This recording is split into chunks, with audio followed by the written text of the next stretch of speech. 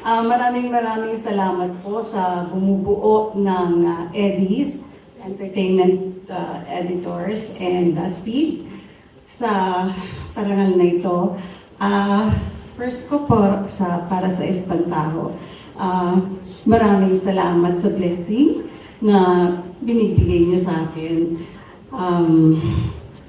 Inandog ko po ito sa mga kasama ko sa pelikula, sa Quantum Films, unang-una pala, Attorney Georgie, sa mga kasama ko sa pelikula, at sa bumubuo ng Espantaho. Hindi ko na isa-isahin sila, yung mga kapwa ko artista doon. Mahirap pong gumanap ng multo. Siguro alam na nila ngayon. Isa lang po ang ka-eksena po parati na nakakapag-interact sa akin, which is si Julian. Maraming salamat sa kanya.